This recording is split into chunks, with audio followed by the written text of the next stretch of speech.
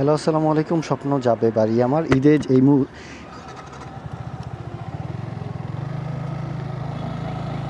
এই মুহূর্তে যারা বাড়ি যাচ্ছেন, আমার লাইফটি, সরি, স্বপ্ন যাবে বাড়ি আমার। আসলে এবছর বাইকের সিরিয়ালটা তেমন দেখি নাই ভাই।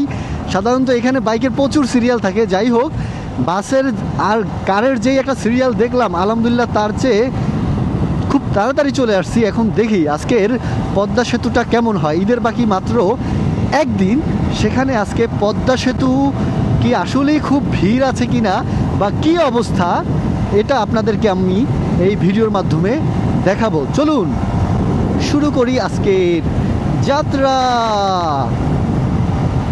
বাইকে যে একটা শান্তি, কি পুরো বাতাসটা লাগতেছে ভাই। বাট বাসে গেলে আমার অবস্থা কাহিল হয়ে যাইতো, যে জ্যাম দেখছি। আচ্ছা, এই পদ্মা সেতুতে উঠলে আমার কাছে মনে হয় কি রাস্তা ফুরোয় না। আসলে সেতুটা অনেক বড় হওয়ার কারণেই হয়তো এমন হয়ে থাকে। যাই হোক, আজকে হয়তো রাস্তা তাড়াতাড়ি ফুরাবে, কারণ ঈদের একটা আনন্দ আছে। ঈদের আনন্দে হয়তো রাস্তা তাড়াতাড়ি ফুরোবে। চলুন, কেমন আজকের পদ্মা সেতু, পদ্মার মাছ থেকে দেখবো। আর মেঘলা আকাশ আছে, যে কারণে আজকের ভিউটা একটু সুন্দর হবে আশা করি। চলুন চলুন। ওরে নীল দরিয়া, আমায় দে রে দে ছাড়িয়া, বন্দি হইয়া মনোয়া পাখি হায়রে কান্দে রইয়া রইয়া। ঈদ মোবারক, ঈদ মোবারক, ঈদ মোবারক। সবাইকে জানাই ঈদুল আজহার শুভেচ্ছা। পদ্মা, ও পদ্মা রে, এই পদ্মা সেতু আমাদের অনেক ভোগাইছে ভাই। দক্ষিণ অঞ্চলে আগে যখন বরিশাল যাইতাম, এই ফেরির দীর্ঘ যাত্রা, ফেরি পার হতে হতে যেই সময় লাগতো, ঈদের মজ খুব মজাই দিত ভাই। আর এখন বাইকে করে সেই 4-5 ঘন্টার ফেরি পথ, মানে সেই বিড়ম্বনাকে বাদ দিয়ে মাত্র হয়তো 10 মিনিটে আমরা সেই কাঙ্ক্ষিত পথটা কিন্তু পার হতে পারছি। সাথে সাথে এনজয় করছি এত সুন্দর বাতাস মুহূর্ত। ওফ, অসাধারণ অসাধারণ। পদ্মা রে পদ্মা। দেখেন, গাড়ি কিন্তু 80-90-তে চালাচ্ছি, বাট সেতুটা দীর্ঘ 11 কিলোমিটার হওয়ার কারণে কোনো আয় ব্যয় বুঝতে পারি না। অনেকক্ষণ যাবৎ কিন্তু চালাতে হয়। ও প্রচণ্ড বাতাস। আপনারা আমার হয়তো কথা শুনতে পাচ্ছেন কিনা আমি জানি না, কারণ এই সেতুর উপরে এমনিতেই তো নদীতে বাতাস থাকে, আর সেতুর উপরে তো পুরাই বাতাসের অভাব নাই। যাই যাই, ও রাজীব পরিবহন সাইড দিও মামা। কারণ এই যে সেতুর মাঝখানে মাঝখানে যে ভাইয়েরা ডিউটি করে, তো ভাইয়ের গার্ডের জন্য কিছু জায়গা রাখে।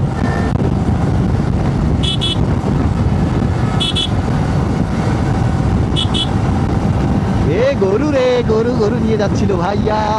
পদ্মা সেতু, পদ্মা সেতু, স্বপ্নের পদ্মা সেতু পাড়ি দিচ্ছি। মাশাআল্লাহ, কত সুন্দর একটা ভিউ কিন্তু আসছে।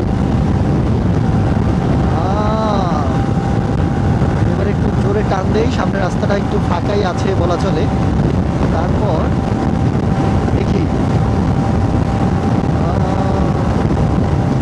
স্বপ্ন যাবে বাড়ি আমার, এই তো সময় পিছে, এই তো সময়, এই তো সময় বাড়ি যাবার, স্বপ্ন যাবে বাড়ি আমার।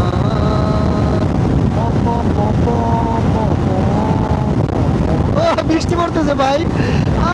কত সুন্দর লাগছে বৃষ্টি, মাশাআল্লাহ। আমি জানি না ক্যামেরার মধ্যে বৃষ্টি পড়ছে কিনা ভাই, কিন্তু আমি চোখে তো আমার বাইরের উপর পুরো বৃষ্টি পড়ছে। যাই হোক, সামনে গিয়ে একটু গতিটা কমাইয়ে দিই। যে একটা বাইকার ভাই কিন্তু দাঁড়াইছে। আপনারা কি ক্যামেরায় দেখতে পাচ্ছেন? আচ্ছা, ক্যামেরার একটু মুছে দেই, ক্যামেরার মধ্যে পানি পড়েছে কিনা। কি সুন্দর ভিউ, মাশাআল্লাহ মাশাআল্লাহ। আল্লাহু আকবার, আল্লাহু আকবার। প্রকৃতি আসলেই খুব সুন্দর, প্রকৃতি খুবই সুন্দর। একটি বাংলাদেশ, তুমি জাগ্রত জনতার সারা বিশ্বের বিস্ময় তুমি আমার অহংকার। ও নদীর পানি রে পাগল ফুটেছে, অচেনা এক মানুষ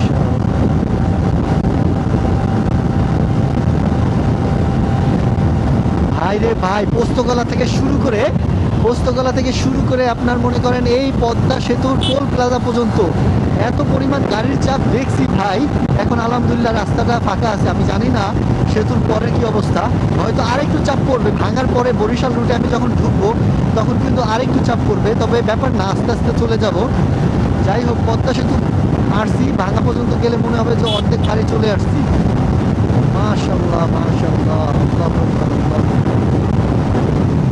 বাতাস আছে, বাট জানি না আপনারা আমার কথা ক্লিয়ারলি শুনতে পাচ্ছেন কিনা। আমি কিন্তু ঘোরাধুরা বকবা করতেছি, নাহলে আপনারা পুরো সংসং শব্দ শুনতে পারবেন, নয়েজের শব্দ শুনতে পারবেন।